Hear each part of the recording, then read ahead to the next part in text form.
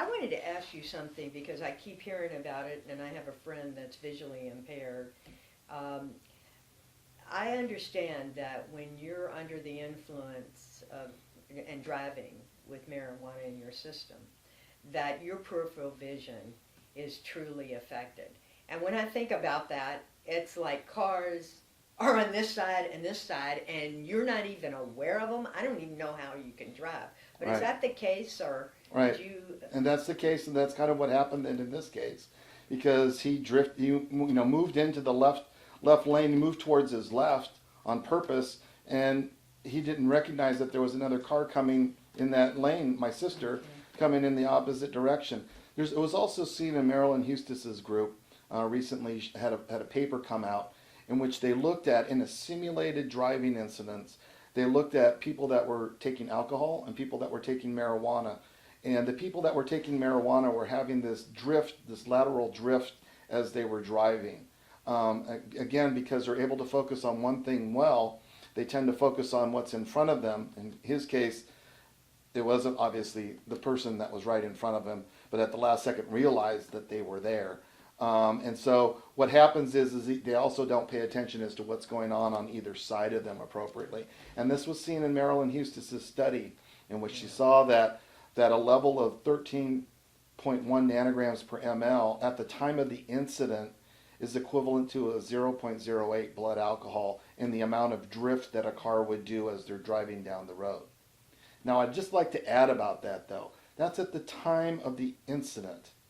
Unfortunately, we know that blood gets drawn, and in the case of my sister's case, it wasn't drawn for 3 hours and 13 minutes. It took them that long to draw the blood from the time of the incident. And at that time, it was 3.2.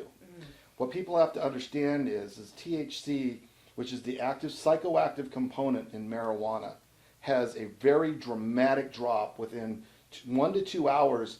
There is less than 10% of that drug left in the body, of that blood level of THC. In the blood. So, in the blood, which is what they're drawing. And But so, not the cells and all the other Right. things this is just in the blood. in the Okay. blood. And so where they start out after they smoke, within 15 minutes, they'll typically peak up to about 170 nanograms, 150 nanograms per ml. Within an hour, it's down to about 10 nanograms per ml. Within 2 hours, it's down to less than 5 nanograms per So ml, your typically. data is no good if you wait and then you blame it on something else when in reality it was the marijuana in the system. That's right. Okay. And so there was marijuana. Unfortunately, by the time we grab it, it's too late. It's already been metabolized in the body to other agents. And so unfortunately, when they're looking at it, and I've actually been involved in a study that was looking at just DUIs of vehicular homicides and vehicular assaults in the state of Colorado. And in the study, we were looking to see how long it took to draw blood in those two cases of any type of DUI. Primarily the cases were alcohol DUIs, not marijuana. But we just wanted to see, because the officers would take about the same amount of time to draw blood, how much time would it take to draw blood?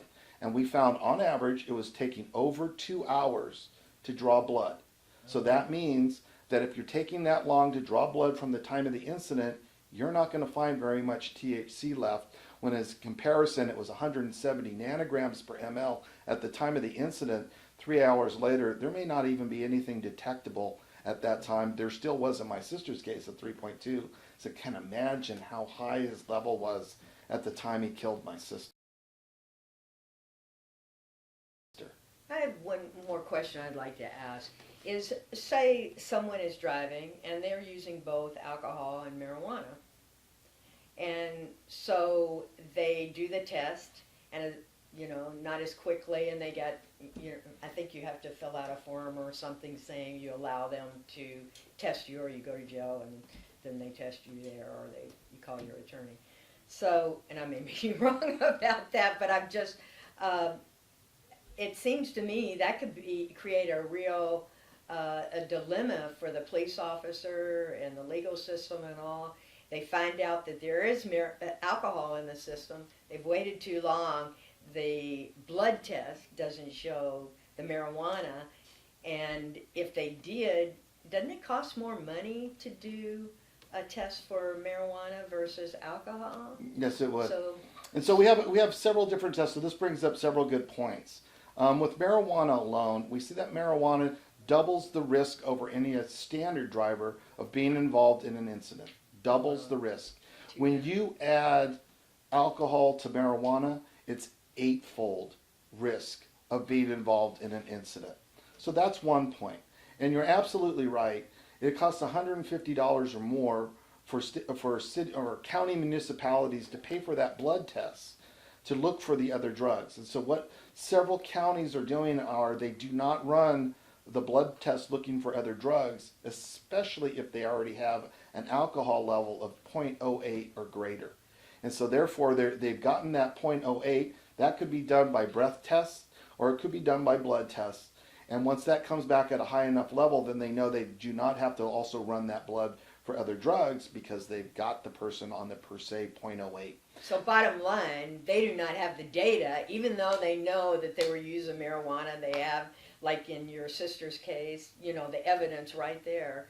They don't need that to follow through with arresting the individual or, whatever depending on the consequences in whatever state and Right. how people deal Because with at this it. point in time, we really have no difference between being under the influence of one drug or being under the influence of multiple drugs. There's no difference. You're under the influence of one substance, that's enough.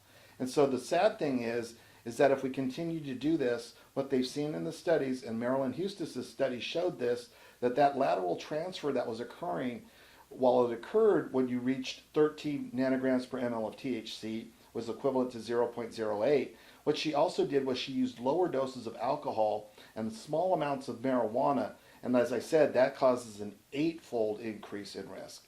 And so if we're then relying on alcohol and it comes back at 0.05, there could have been low dose marijuana, which really tipped that person over to make it an eightfold risk of being involved in the incident. That's very serious. And so we really have to be grabbing the blood levels sooner. We can't be, unfortunately what's happened is there's also a law, McNeely versus the state of Missouri, which made it all the way up to the Supreme Court. Now this law is very important that people understand this law. What this law talks about is non-consensual blood draws, not consensual blood draws. So if you consent to a blood draw, one does not have to get a warrant. That's not a violation of. It's like an officer asking, "Can I come into your house?" and you say yes. They don't have to have a warrant if you said yes. But if you say no, that you are not allowing the blood draw, they have to get a warrant.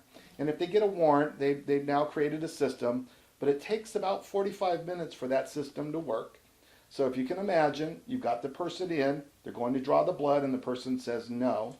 Now they have to go get a warrant, a delay of another 45 minutes before they draw the blood. So the longer you wait, as I mentioned with THC, the less likelihood you're going to find it in the bloodstream. So therefore, it's very important that we begin doing oral swabs at the roadside to look for and detect marijuana. We can also detect multiple other substances. There's a couple of products out there that look for opiates and benzodiazepines and other types of drugs. They can swab them, find out that they're positive, and then you can go forward with that $150 test to then identify exactly how much of those other substances. Those swabs cost about $20. Oh, gross. Well, it's good to know that there is an option that we have, and hopefully that will become the standard approach.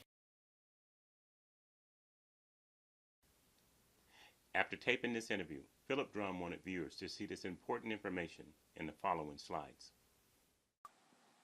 Now I would like to briefly show you the consequences of recreational marijuana upon marijuana driving fatality incidences. Data from Colorado shows they experienced a 33% increase in 1 year from 71 driving fatalities with a marijuana driver in 2013 to 94 deaths in 2014. A similar increase was also seen in Washington, who only opened their recreational dispensaries in July of 2014, yet they had a 54% increase in marijuana driving fatalities in 2014 compared to 2013, nearly equaling their alcohol driving fatality rate.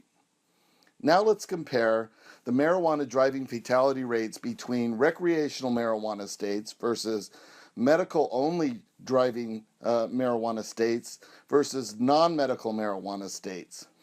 The recreational marijuana states have the highest average marijuana driving fatality rate at 25.8%, followed by the medical marijuana states at 16.6%, and lastly by the non-medical or illegal marijuana states at 13.9%.